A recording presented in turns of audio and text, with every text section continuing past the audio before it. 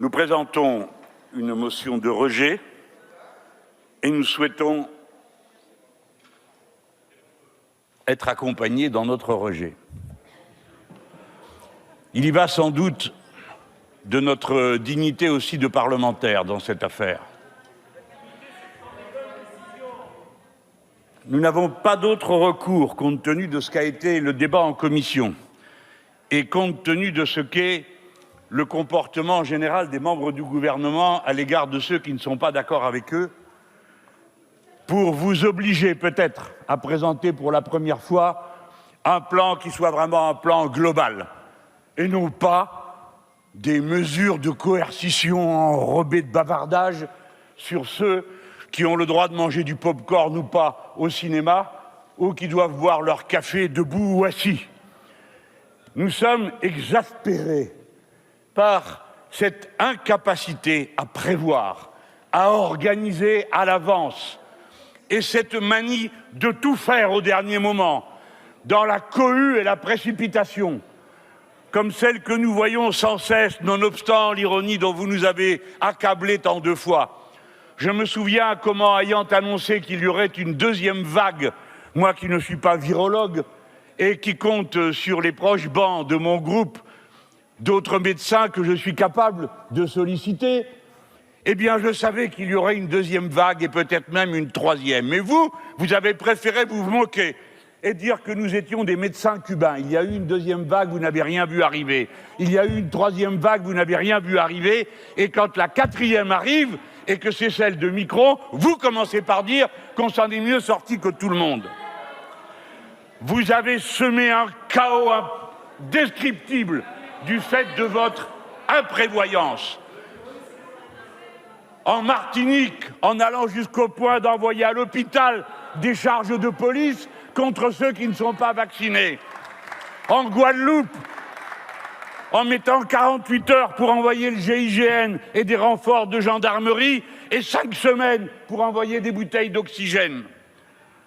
Le chaos, la pagaille, partout. Ce n'est pas une manière de combattre une crise dans une crise sanitaire. Lorsqu'on envoie 60 pages de consignes aux enseignants la veille du jour de la rentrée, en ne leur laissant aucun délai, aucune possibilité de faire ce qu'il est nécessaire de faire lorsque viennent des consignes, c'est-à-dire se les approprier, y réfléchir, le cas échéant les améliorer ou les amender.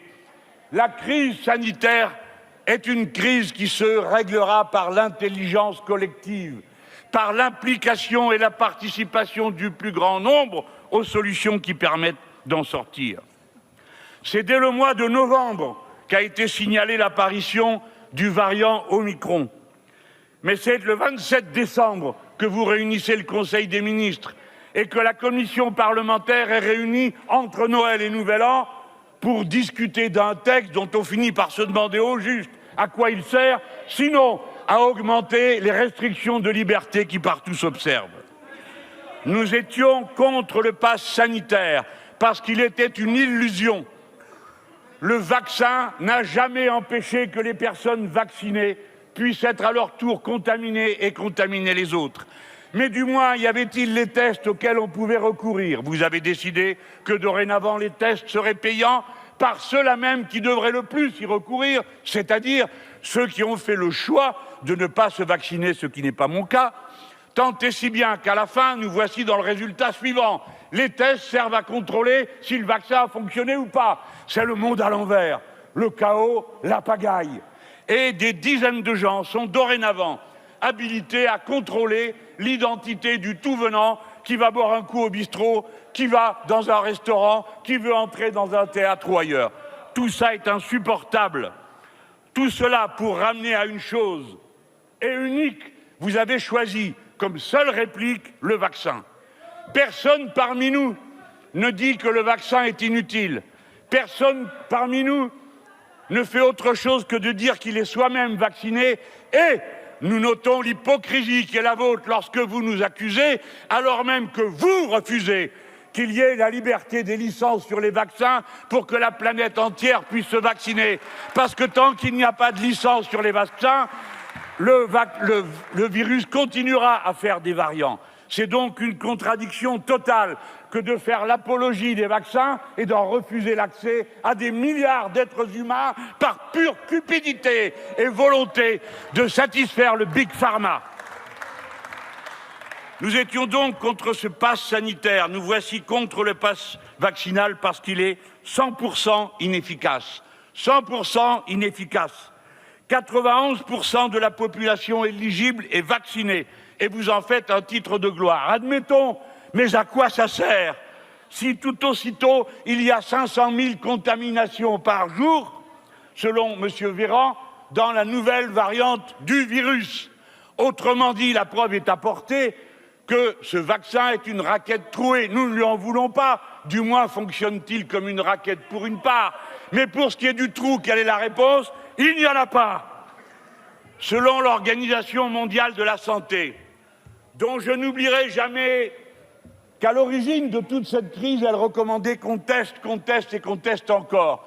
Et que vous, monsieur le ministre, depuis votre banc, vous refusiez de nous répondre quand nous vous disions « Mais alors pourquoi ne teste-t-on pas en France ?» Et vous nous répondiez « Ça ne sert à rien », comme vous l'aviez fait pour le masque. Lorsque l'Organisation mondiale de la santé dit que les vaccins sont efficaces à 60% contre les contaminations sur le virus initial, ce qui en laisse 40% contaminables directement, elle affirme que 40% seulement le sont sur le variant Delta et encore moins sur le variant Omicron. Ce qui signifie que le pass vaccinal ne peut être qu'un événement, le vaccin, qu'un élément d'une stratégie globale. Ce qui compte, c'est tout le reste. Au fond, mes chers collègues, que voyons-nous une fois de plus? L'illustration d'un principe philosophique. Qui est responsable du chômage? Les chômeurs. Qui est responsable de la pauvreté? Les pauvres. Qui est responsable de la maladie? Le malade. Et voilà pourquoi la réponse est si vous n'êtes pas vacciné, alors vous n'avez droit à rien. Regardez dans quel monde nous sommes en train d'entrer. Vous avez, comme moi, fait votre passage à la salle des 4 colonnes, collègues. Quelles sont les questions qu'on nous pose? On nous demande si les personnes qui ne se sont pas vaccinées auront le droit d'être soignées, notamment s'ils vont aux urgences et notamment s'ils doivent être mis en réanimation. Quel est ce monde? C'est ce monde où l'on affirme que les devoirs sont supérieurs aux droits et même préalables, c'est-à-dire la négation de tout ce qu'est la pensée progressiste de notre époque et même la pensée républicaine. Les seuls devoirs que nous ayons est de respecter les droits des autres. Et le droit à la liberté ne se négocie pas, même si parfois il nous contrarie. S'il avait été décidé que le vaccin était obligatoire, alors ce serait une autre discussion. Mais nulle part il n'a été décidé que le vaccin soit obligatoire. Et pour une raison qui tient à la santé publique, tel que cela a été annoncé par l'Organisation mondiale de la santé, dont vous me permettrez, chers collègues, de penser que peut-être elle a des capacités supérieures à nous pour évaluer une crise sanitaire. Et quand cette organisation vous dit qu'il ne faut pas rendre obligatoire parce qu'il faut convaincre plutôt que contraindre, alors si les gens ne sont pas convaincus, on s'en prend aux pas convaincants et pas aux pas convaincus. Voilà quelle est la situation. Après tout cela, vous ne vous rendez même plus compte, semble-t-il. Vous ne vous rendez même plus compte. J'ai connu une société, je ne suis pas le seul dans cet hémicycle, où les contrôles d'identité étaient l'exception. Et encore fallait-il que dans les 2/3 de la surface du territoire de la patrie, il y ait une injonction du juge pour pouvoir faire de tels contrôles. Seules quelques zones étaient habilitées à un contrôle sans alerte. Dorénavant et depuis 1986, de crise terroriste en crise sanitaire, voici que les contrôles sont partout, par délégation des officiers de police judiciaire sur n'importe quel policier. Et voici maintenant les gens qui servent dans les bars et les restaurants qui vont contrôler l'identité. Mais dans quel monde allons-nous vivre à la fin? Tout le monde va contrôler tout le monde. Ça, c'est une société totalitaire, une société autoritaire. Voilà ce que c'est. La liberté, ne croyez pas que vous aurez plus de sûreté sanitaire parce que vous aurez moins de liberté. Les restrictions de liberté ont toujours été l'illusion de ceux qui croient à l'efficacité du tout de suite et sans discussion. La liberté est la meilleure des protections. La liberté est la meilleure incitation à l'intelligence collective. Et tout cela, progressivement, ça n'a pas l'air de vous atteindre. Ah oui, vous pouvez hurler contre moi, ça n'a aucune chance de m'intimider, si peu que ce soit. Mais que répondez-vous à la défenseur des droits quand elle dit qu'on peut s'interroger sur le droit d'octroyer à des entreprises publiques et privées sous une forme de pouvoir de police assurant elles-mêmes les contrôles de la détention d'un pass sanitaire? Allez-vous lui crier à elle aussi, à bas Mélenchon? La Commission nationale informatique et liberté vous a demandé 7 fois de justifier par des résultats concrets les examens de toutes sortes auxquels vous procédez. Quand l'avez-vous fait? Une seule fois? Jamais. Quand l'Organisation mondiale de la santé dit qu'il vaut mieux convaincre que contraindre, montrez-nous quels moyens vous avez mis pour convaincre, à part contraindre, parce que c'est tout ce que vous savez faire dans cette situation. Et si c'est tout ce que vous savez faire, alors vous ne savez rien faire, et la preuve en est donnée par les résultats désastreux dans lesquels nous vivons. Alors, maintenant, ça va de mal en pis. Nous voilà à l'école, une nouvelle fois, avec des pages et des pages de règlements absurdes et inapplicables. Vous vous adressez à ceux qui, dans ce pays, ont le plus l'habitude non seulement de réfléchir, mais d'inviter les plus jeunes esprits à réfléchir. Et vous leur demandez d'obéir, simplement. Ça fait des mois qu'on vous dit que s'il y avait des purificateurs d'air, la situation serait plus saine et plus stable dans les classes. Ça fait des mois qu'on vous dit. Vous avez renvoyé la responsabilité sur les communes ou les régions. Et vous semblez oublier que c'est l'État qui est l'employeur des enseignants et que par conséquent c'est à l'employeur d'assumer la sécurité des agents qu'il met au travail et à personne d'autre qu'à lui. De la même manière, nous vous demandons, et on a répété sur tous les tons, qu'un masque FFP2 soit distribué aux enseignants, parce que certes c'est très inconfortable et je peux en témoigner, mais c'est une protection qui réduit par 100 la possibilité d'être contaminé en dessous de 1%, par 100 donc la possibilité d'être contaminé même après 1 heure de contact avec quelqu'un qui est malade. La même chose depuis le début. Le déni, M. Blanquer a commencé à dire « l'école n'est pas le nid du virus », avant de dire « la contamination reste limitée en milieu scolaire », avant de dire « on se contamine moins à l'école qu'ailleurs », avant de dire on ne peut pas dire qu'il y a une explosion des contaminations à l'école en 2021, alors comment se fait-il qu'on observe exactement le contraire dans toutes les écoles de France et de Navarre et que la désorganisation est à son comble ce matin, comme vous le savez tous par les rapports qui vous sont faits, quels que soient vos bancs, dans vos circonscriptions.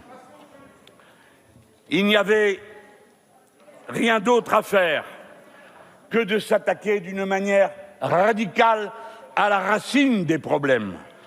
Commençons par dire que les vues de longue durée seraient d'interdire ce qui est la cause principale des zoonoses, d'où résultent les épidémies, c'est-à-dire l'interdiction des élevages de concentration qui ne sont plus des élevages, mais qui sont des usines.